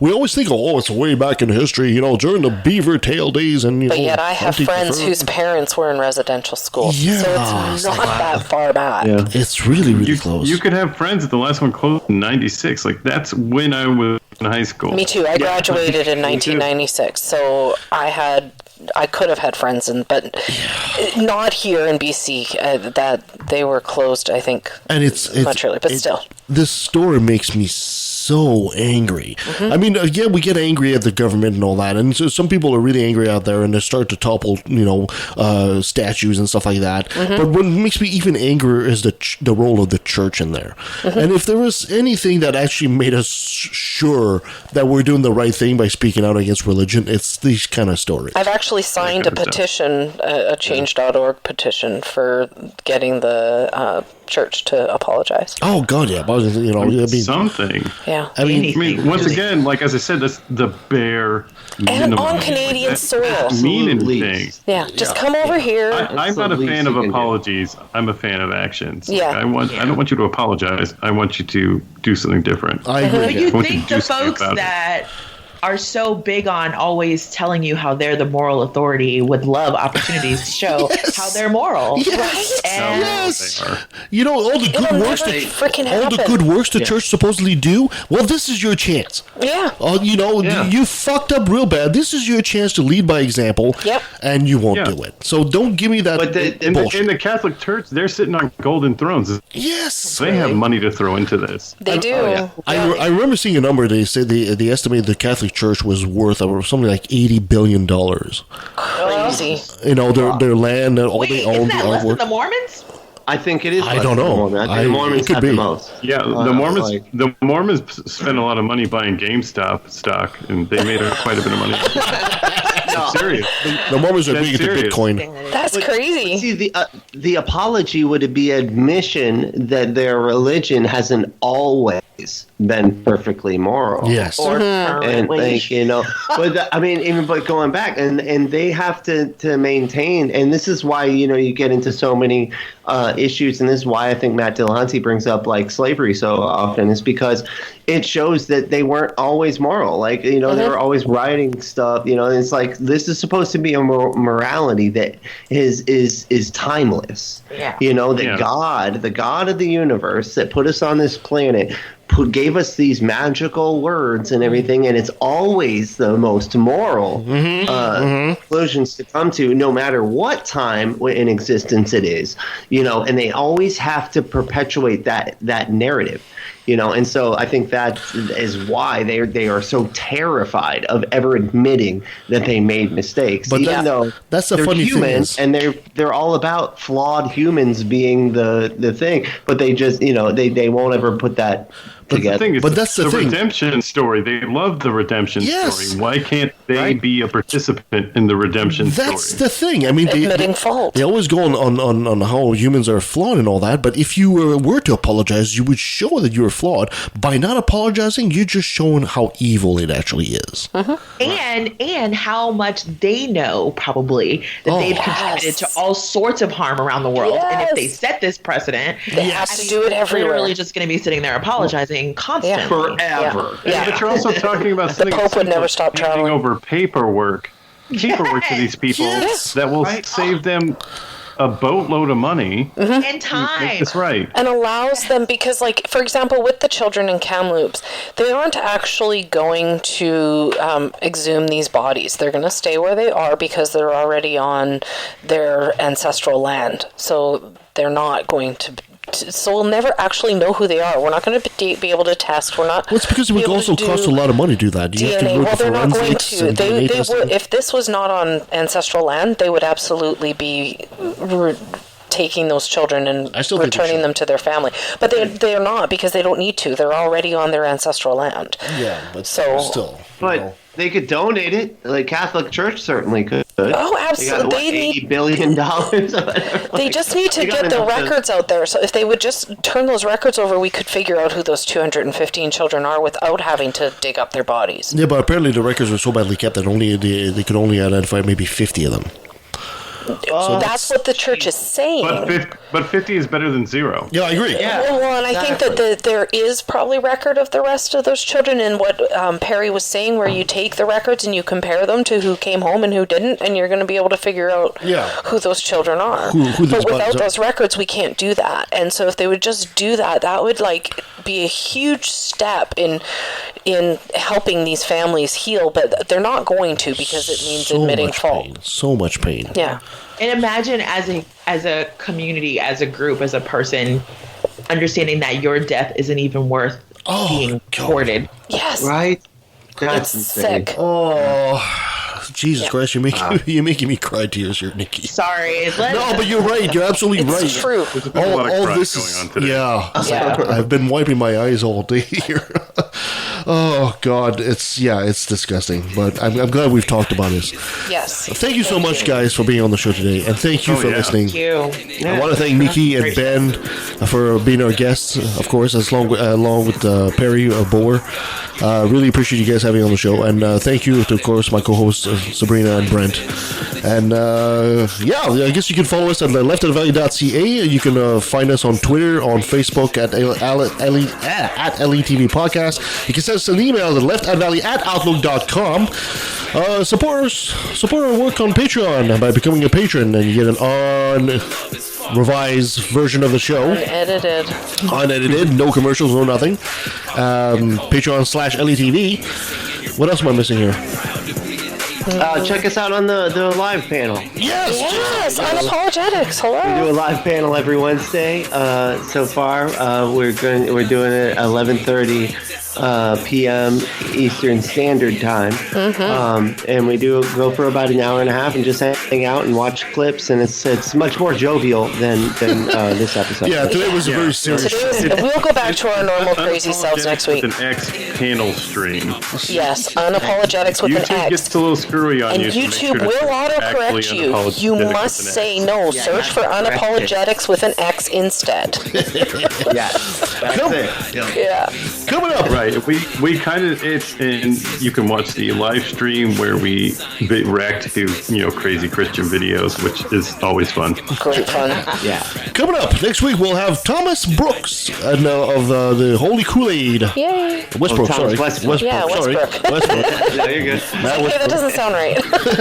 We'll also have Owen of the Skeptical Texans will be coming on the show. We'll also have Catherine Roberts, and she's an ex-convert that's basically found atheism. We'll also have the Godless Heathens, and we'll also have Andrew Torres come to talk to us about abortion. That's going to be fun as well. So we got great guests coming on the pipe as per usual. Excellent. Anything else we need to say? Have a great week. Be nice to your fellow primates, guys. Yes. Yeah, 5-star review. Be nice to your fellow primates, and be understanding. Go hug your kids if you have them. Yes, and go be understanding of the First Nations, and be an All of ally. our indigenous people. Be an ally to them. Yes. Thank you so much, guys. Until next time. Yep, thanks. Let me take a second, it sounds so hateful, but I swear to God, unintended, I find it disgraceful. That thousands of children are raped by priests, and since they're holy men of God, they get away scot-free. And the Pope does his very best to keep it on the hush. Don't wanna affect business, he loves money too much. We know that they love the kids, but how the fuck can we protect them while they planning to molest them? We teaching them to respect them. Fuck that. The system is broke down, working backwards, and the only action or tactic I plan to practice now is to attack them. The parties of God's hands are bloodstained, millions of murders by believers, and they're all in God's name. And let me take a sec, don't mean to sound so hateful, but I swear to God, unintended, I find it disgraceful that many atheists are told to be quiet. You're not alone, speak your mind, time to let it be known. I'm proud to be an atheist, a skeptic, a non-believer, an infidel, a heathen, I call it how I see it. I say it's ignorance and you just call it faith, and unsubstantiated claims, that's something to be ashamed. I'm an atheist.